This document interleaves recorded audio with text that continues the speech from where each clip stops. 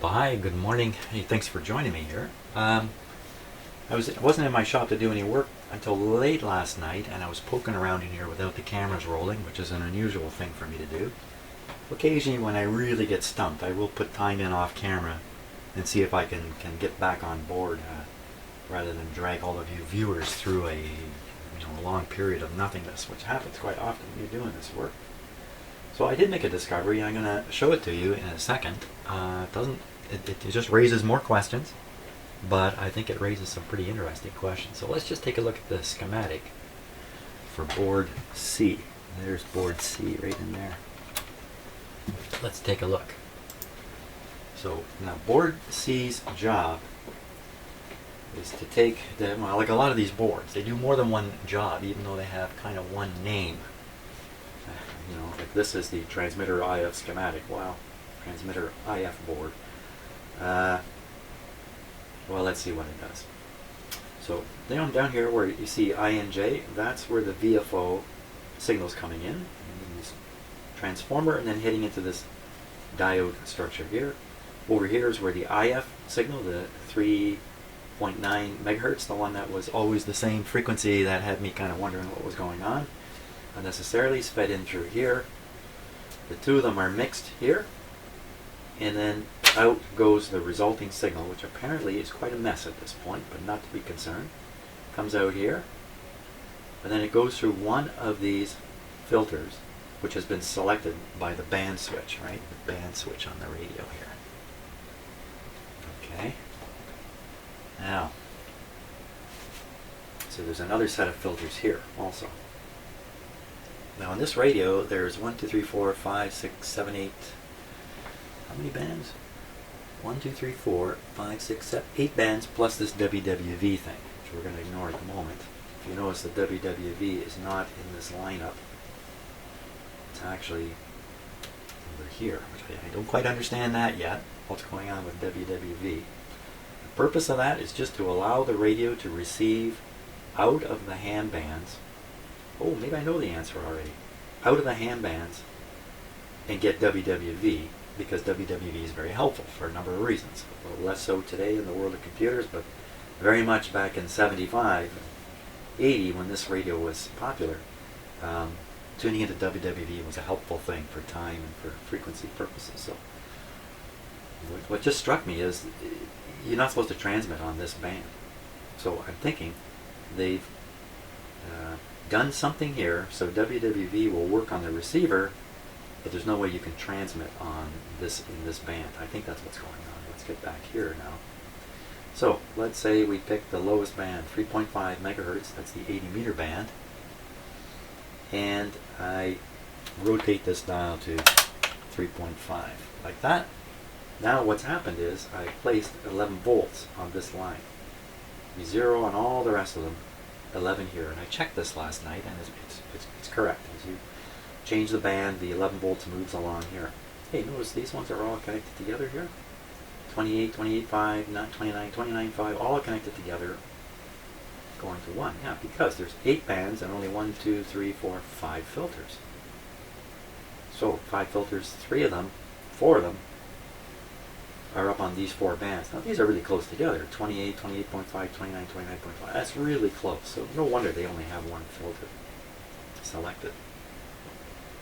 Now you'll see why I'm explaining all this, because when I show you the phenomenon I found in the radio, I think it may come back to this board. I'm not really sure yet. So if we pick 3.5 like we have, we put 11 volts on this wire, you can trace it up here, comes here, there. Okay, so what's happening here is the 11 volts is connected through this resistor to this point. You notice there's a capacitor here, so there's no current flowing this way, DC-wise. Out it goes through the diode, forward biasing the diode. Likewise, some current will come down through this 1000 ohm resistor. There's a capacitor there, so it's not going this way. It's going this way.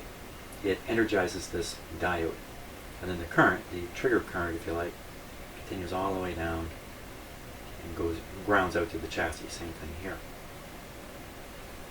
So 11 volts, diodes forward biased diodes now conducting DC, and the moment they begin to conduct DC, they will also let through other signals. So the radio's internal signal now can find a path through here and out this way. Of course, all the rest of these are off because there's no biasing on the diodes. Over here, everything's working the very same. Now, you know, I've had this radio for a long time now, and I've certainly spent lots of time looking at the schematic in the past. Somehow, I got it in my head that the bias voltage, which turns on the diodes, is on this line, these two lines out here. Somehow, I just didn't look over here and see this and figure it out. So anytime I looked at these filters here, these filter groups, if you like, and there's a number of them in the radio, I could never understand how these diodes were being switched on. Just a mistaken perception that I never corrected until now, until last night, in fact. So now I see it's very simple. The voltage is just applied in between these diodes and flows outwards, triggering on them. It's very, very simple to see now. Funny how that works, eh? Things that look so complicated, and then all of a sudden when you kind of catch on to what's really going on, they all become so simple. Kind of like riding a bicycle. So this must be an amplifier in here. So signal coming in, mixed, out comes the final RF signal, a dirty, ugly thing that it is, passes through the appropriate filter, gets a little boost here, passes through some more filters, and then it's on its way to the driver board. Okay, so you want to see what's interesting here? Here's what's interesting. Yeah, we're going to look at that scope. Now, what I'm going to do, just move a few things around here.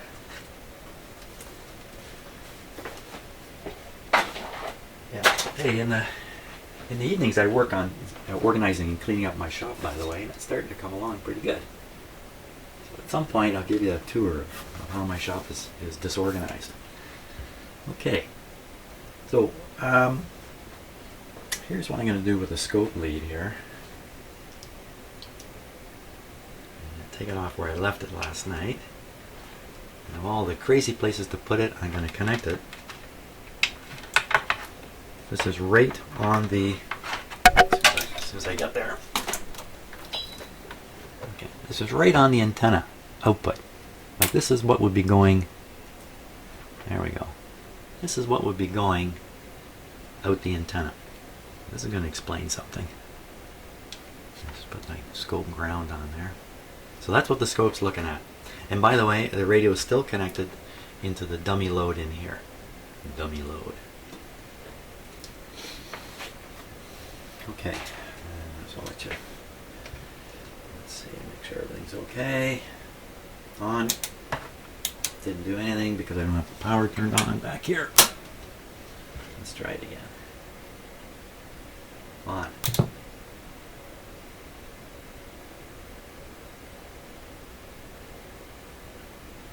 It's curious how these come on. It's like a voltage building up almost. There's the radio working. Okay, now let's watch the antenna on the scope here. Hopefully I still have it set. Maybe I don't. Let me make it a little less sensitive here. Okay, now I'm going to throw the radio into transmit mode using the tune button with the high button out, which means it's just low power.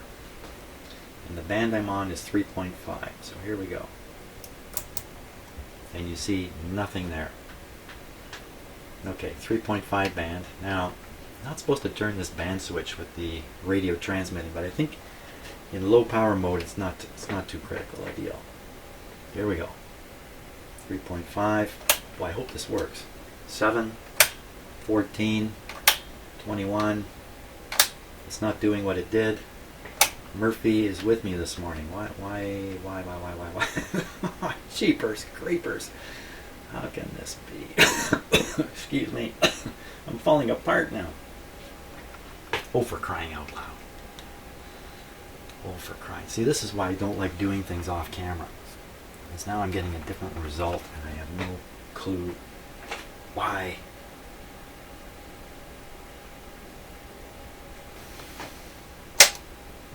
That was me clicking the CW button in.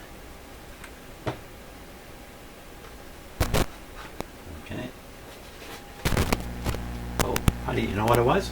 Huh. Scope ground not making contact. Okay, here we go. Now we're looking at the antenna output. We should have roughly a 1 watt signal there, I believe. The tune button is in, the high button is out. There should be 1 watt. Now 1 watt, you know, it's hard to translate that directly into voltage, depends on a couple other factors, but there should be enough voltage there to see something. There's nothing. That's 3.5, 7, 14 megahertz. Hey, 21. Something showed up. WWV. I don't know what that is.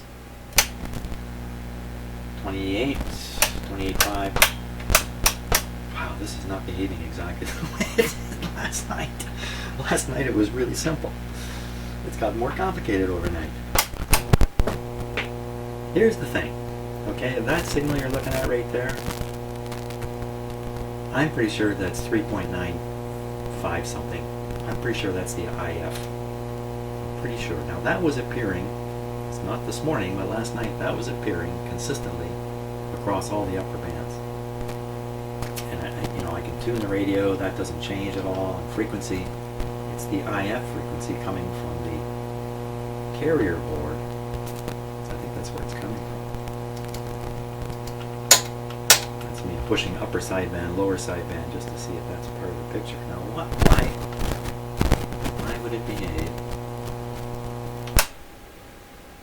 So that's 14, that's the low ones. I think when we heard the hum, and you know what, maybe this is even happening now. It is, isn't it? Yeah, when I flip onto this 21 meter band, my microphone picks up a hum. Okay, and I believe the reason is this thing's actually transmitting with a little bit of oomph behind it. The 1 watt thing may be happening. We're looking at the signal on the antenna. This is 10 volts per division here. So the radio is putting about 10 volts onto the antenna. Somehow the IF is getting through and appearing on the antenna. Why is it working differently than last night? Man, these are the hints that this is it. This is the hint. This is the hint. Hey, you know what? I'm gonna wiggle this. I'm gonna wiggle this terminal that it did some funny things before. This one here. And see if that's implicated in this or not. So, okay, so we're on the 14 meter band. I'm wiggling. Nothing happens. 21. Nothing happening. 20. Oh, this is WWV. Let's get off that. 28. Nothing happening. What goes on with this radio? Hey, that's my job to figure that out. What is going on? So now an interesting question is, so what's working and what's not? This, I think, should show some RF. And what it's showing is, I don't know what it's showing here. I don't know why that's wandering around a bit. That's a triggering issue, I think, on the scope. A weak signal here, it's a little tough to trigger on. Let's change bands. Okay, so that's what's on the output on the lower bands. Let me change the frequency here. Oh, see things happening? I'm tuning the radio, just tuning the dial. A lot of weird things going on there. But it's having an influence. I'm guessing. Definitely guessing. Excuse me. That these lower bands are showing the proper output. Or shall I call it a better improper output than this band. And I'm gonna up. Okay, one more and we end up with a very large signal here.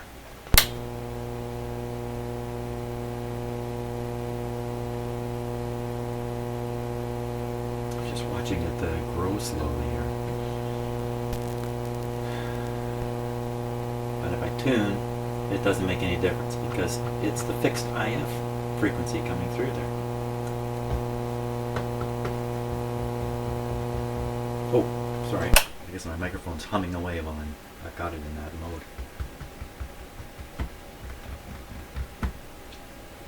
So there's the observation, although it's really sloppy this morning compared to last night, which was really, really simple.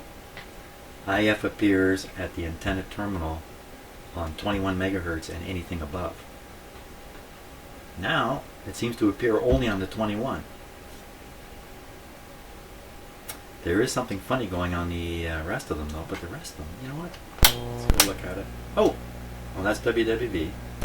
Well, now they're all doing it. Now you're seeing, oh, what happened between a minute ago and now? I don't know.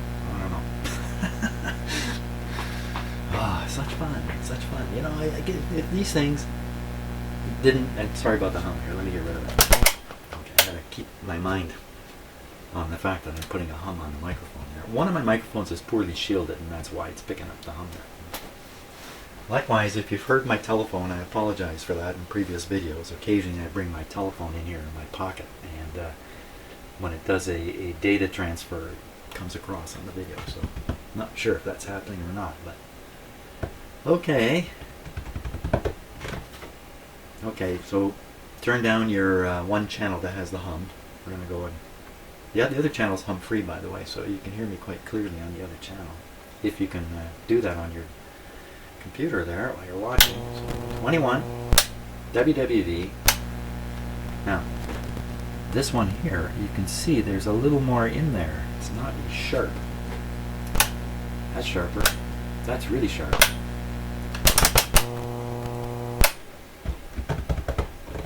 Okay. Okay. What's going on? Why is it doing this? Is that really for sure the IF coming out? What if I just hook the output of the transmitter right into the front end of a frequency counter? That's about 10 volts. Sounds like an interesting idea. I think I gotta plug something in to make that happen here, because I happen to have a frequency counter sitting right there.